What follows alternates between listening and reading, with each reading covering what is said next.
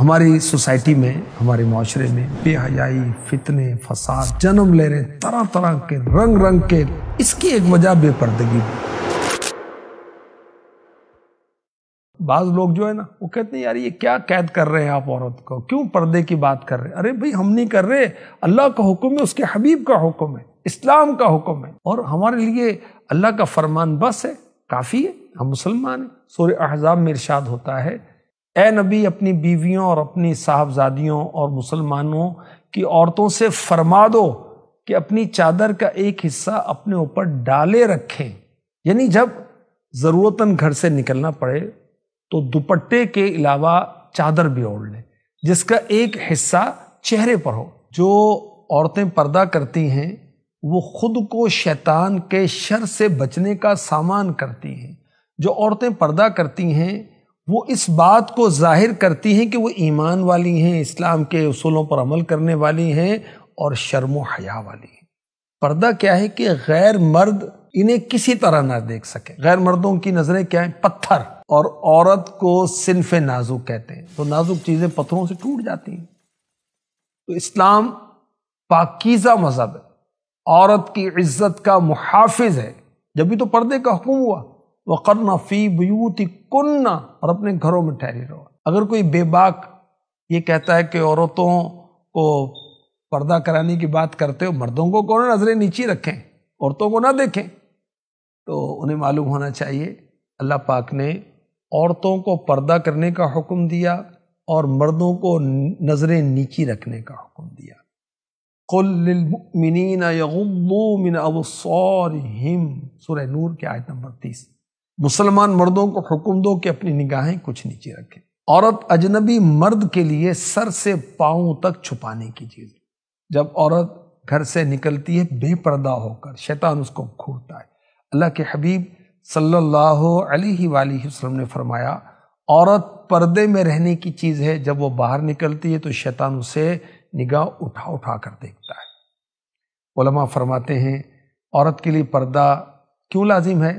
اس لیے کہ یہ گھر کی دولت ہے اور دولت کو چھپا کر رکھا جاتا ہے۔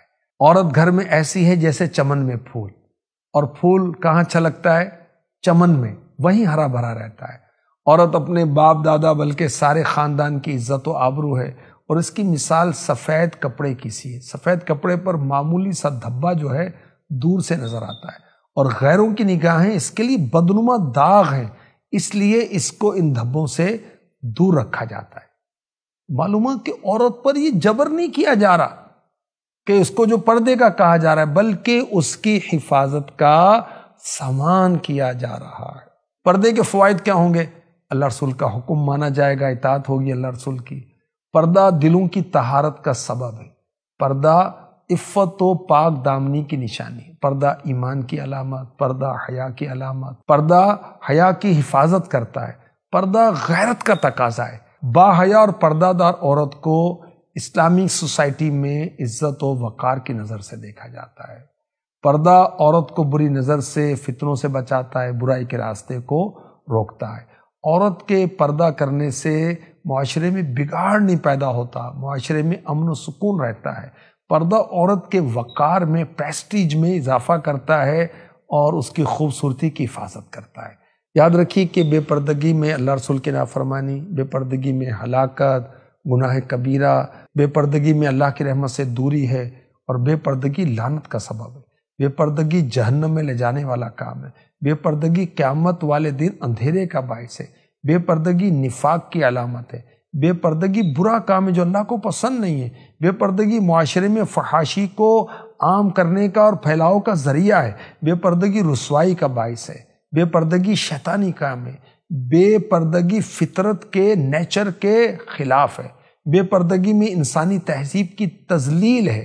بے پردگی میں بے شمار برائیاں اور اس کی یہ بنیاد ہے۔ بے پردگی حیا و غیرت کے خاتمے کا سبب ہے۔ بے پردگی نوجوان نسل کی تباہی کا بہت بڑا ذریعہ ہے۔ بے پردگی بسا اوقات خاندانوں میں لڑائی کا باعث بنتی ہے۔ عورت کو چند شرائط کے ساتھ گھر سے باہر نکلنے کی اجازت ہے، مگر لباس کیسا ہو؟ ڈھیلا ڈھالا، سادہ برقع، ایسی بڑی چادر جو جسم کو، بدن کو چھپا لے۔ اور بدن اور لباس ظاہر نہ ہو وہ پہن کر گھر سے باہر نکل سکتی ہے۔ امیر اہل سنت کی کتاب پردے کے بارے میں سوال جواب، اس کو اگر عورتیں پڑھیں تو انہیں معلوم ہوگا کہ کن کن مردوں سے عورت کا پردہ ہے، اور پیرنٹس کو چاہیے، بالخصوص ماں کو چاہیے کہ اپنی بچیوں کو بالغ ہونے سے پہلے یہ تعلیم دے کہ وہ کون کون سے مرد ہیں جن سے ان کا پردہ ہے۔ اللہ پاک حیا کی چادر ہماری بہو بیٹیوں کو نصیب فرمائے، آمین۔